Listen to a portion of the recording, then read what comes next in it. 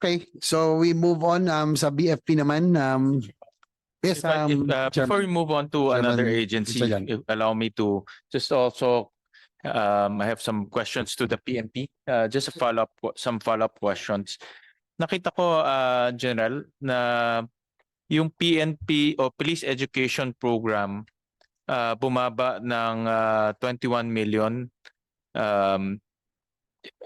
Is there any particular reason bakit bumaba ho? And I believe this includes the PNPA, no, if I'm not mistaken.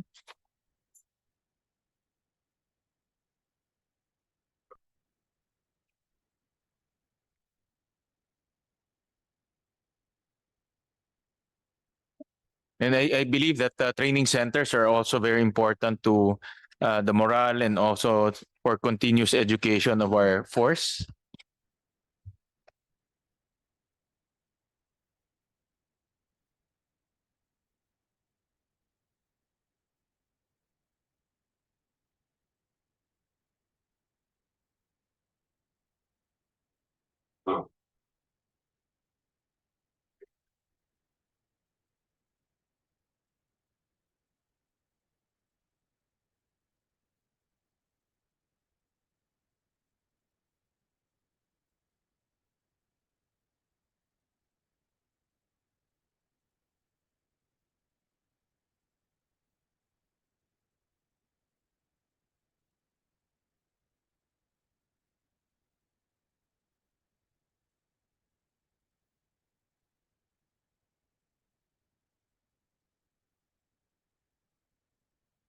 Mr. Chairman, Your Honor, sir. Yes. There was a decrease in funding in as much as yung ating number of cadets was decreased also, nabawasan from 1,150 to 1,054 for this for the 2026, and that corresponds to 21 million, Mr. Chairman, sir. Is that because wala na nag-a-apply na maging kadete, or what's the reason for the decrease? This is kadete to sa PNPA, no, General? That's correct, Mr. Chairman, Your Honor. Yung kadete kasi, if you're going to sum it up, first year, second year, third year, fourth year, yun po ang bilang nila. And so, nababawasan po yun. You mean nagda-drop out sila as you go along? Yes, Mr. Dahil Chairman, hindi nila nako-complete yung, I guess, dahil mahirap, no? Mahirap yung course, hindi lahat nakakakompleto.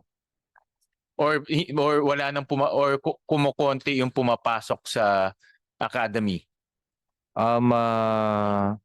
As we go along with that program, sir, nababawasan. Maraming nalalagas. Maraming nababawas. Failure to cope up with the standard, of course. But with regards to the recruitment and or applicant, marami na pong applicant ang Philippine National Police Academy, Your Honor, Mr. Chairman, sir. All right, thank you. Thank you for that explanation. Another item, General, is the intelligence funds. No, if there's one department that we want to support with intelligence fund, that's PNP. No, because you need that to gather intelligence, counterintelligence, and we want to make sure that you're equipped in terms of information. But nakita ko rin bumaba siya. In 2025, 1.3 billion, but in 2026, 800 million. No? How will this affect your intelligence gathering and also counterintelligence activities? Sir, if I may answer. Yes. The 500 million that is additional to that was an insertion which we turned over to the office of the president. We didn't use that 500 million. So that is the grand total. But as according to we only followed what is according to the GAA and not the NEP and not the GAA. What was put additional was we found no use for it and we returned it to the Office of the President. Okay, but in for 2026, the 806 million is enough for your operations? The request of PNP actually is 210 billion. But on the grant is 806. That's correct, Your Honor. Alam namin Sir. importante intelligence sa PNP, no? Your enforcers, mga Yes. enforcers natin. That's correct, Your Honor.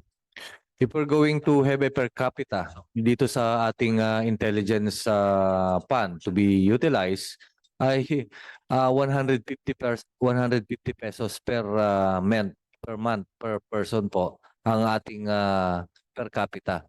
And kung titignan natin, that 150 pesos per capita intelligence fund ay hindi kukulang. So that's why kung titignan natin ang ating funds, that is 84% is the PS and MOE is about 14% and the capital outlay is 2% or 3%. Yung ideal po dun sana ay yung PS corresponds to or at par with the MOE. So say 84% maski maging 20% man lang sana ang aming MOE, and that would be an ideal one, Mr. Chairman, sir. At itong 806 million on intelligence fund, sapat na ito sa operations niyo for 2026? Yan po ang pinagkakasya ng Philippine National Police, Your Honor, Mr. Chairman, sir. Okay. All right. Because nasabi ni Secretary yung excess na 500 was actually unutilized, no? So Yes, sir. We returned it because it was an insertion in the Mhm. budget. And the insertion came from the person who requested 3,000 containers of fish. So why will they insert intelligence funds? it beats me, sir. We didn't ask for it, so I returned it. Okay. All right. Well, kami naman we want to make sure that the PNP has enough funds for intelligence and counterintelligence. Hindi ito magiging insertion na may kapalit, no? Ang kapalit nito is peace and order, no? Exactly, sir. That was what we were afraid of because it was an insertion. There Mm. might have been a trade-off with it. So that's why we refused the insertion of the 500 million. Agreed.